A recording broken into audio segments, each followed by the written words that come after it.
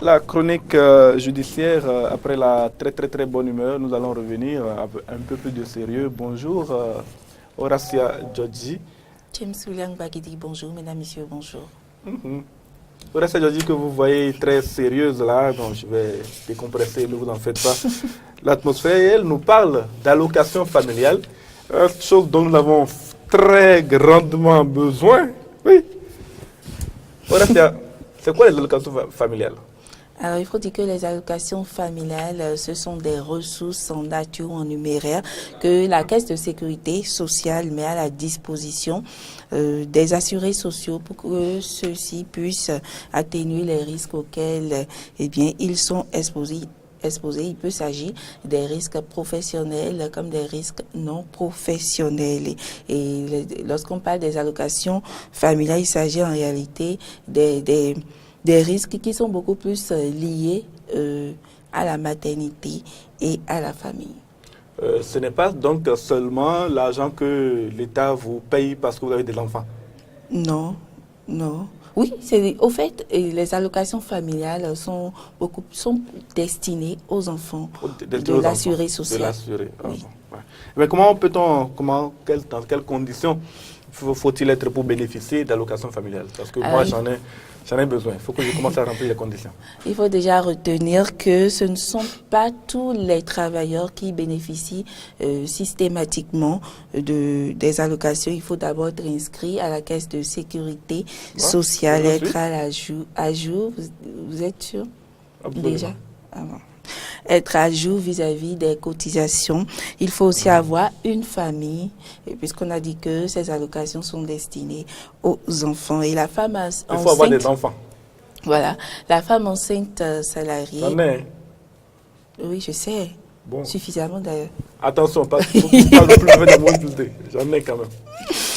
Il faut dire que la femme enceinte salariée ou un travailleur dont la femme est enceinte bénéficie également des allocations familiales déjà. Oui, bénéficie des allocations familiales pour un bon suivi.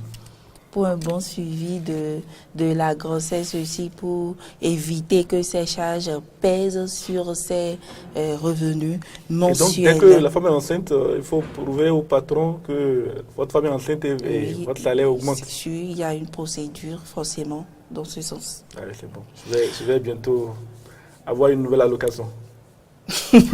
En tout cas, l'assuré social, il faut dire que l'assuré social dans la paye des enfants et la tranche d'âge retenue par le législateur, c'est de 0 à 21 ans. De 0 à 21 ans, et lorsque l'enfant a 18 ans déjà a un emploi et le salaire qu'il gagne atteint la moitié du SMIC, c'est-à-dire le salaire minimum interprofessionnel garanti, eh bien cet enfant n'est plus considéré. D'accord. L'enfant n'est plus considéré. Il n'est plus pris en compte. Voilà, il n'est plus pris en compte. Il faut aussi ajouter que la tranche d'âge, je l'ai dit, c'est 21 ans maximum.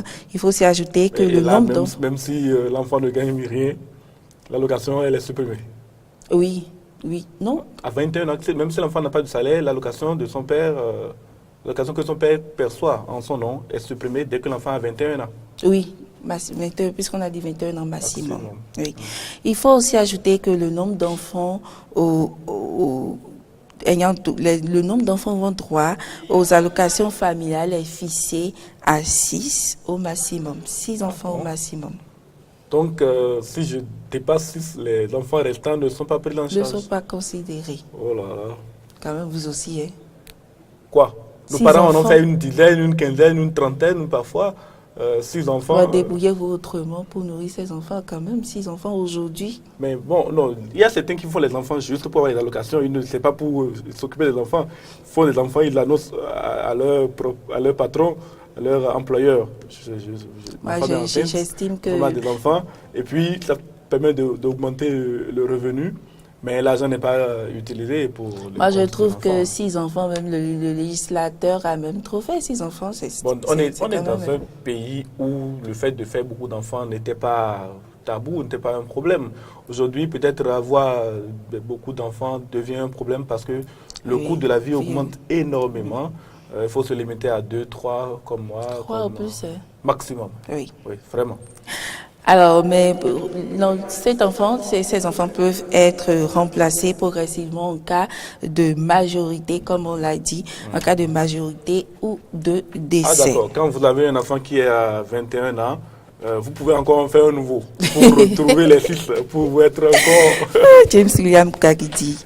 Ah oui, alors, ce qu'il faut faire pour gagner l'argent, c'est ce que nous disons. Hein. Non mais c'est combien? Maintenant, comment on perçoit ces allocations? Alors, je voudrais ajouter que lorsque le père et la mère d'un enfant peuvent prétendre chacun de son côté aux prestations familiales, soit à la charge du régime de sécurité sociale ou soit à la charge d'un budget d'une collectivité locale, d'une collectivité publique, pardon, celles-ci sont établies et liquidées au nom de celui qui bénéficie bien des prestations les plus avantageuses. Donc, aucun cumul n'est admis. Par exemple, la maman est soumise à un régime de sécurité sociale, le papa à celui d'une collectivité publique. On voit des deux. Le régime qui est le plus avantageux, c'est à celui-là qu'on verse l'allocation. Exactement. Voilà, c'est alors, bien. Vous demandiez tout à l'heure... Souvent, c'est les papas. Mais écoutez, souvent, j'ai dit souvent, je n'ai pas dit toujours. Bon, d'accord, j'accepte. Vous demandiez tout à l'heure comment percevoir les allocations familiales. C'est combien le montant par enfant d'abord? On va le dire en antenne. Pourquoi? Il faut le dire pour qu'ils soient encouragés pour les enfants. On va le dire en antenne. Ou découragés. Parce qu'à un moment donné, je me souviens, en 2000, bon pas 2000, en 96 ou 97, 96, mais c'est votre était encore là, peu avant son départ. Je pense mais que ce qui est sur le montant n'atteint pas 5 000. Oui, ça avait été fixé à 3 000 francs CFA du temps de Lucifer Soglo. N'atteint pas 5 000. Passer à 3 500 à un moment donné. Si vous devez percevoir 3 000 francs pour un enfant par mois, il faut en fabriquer beaucoup. En tout cas. Bref. Comment percevoir alors ces allocations? Pour une femme enceinte, par exemple, c'est le conseil d'administration de la caisse qui fixe la périodicité suivant laquelle ces ressources doivent être mises à la disposition. Et je l'ai dit dans la définition, ça peut être des ressources en nature comme en numéraire.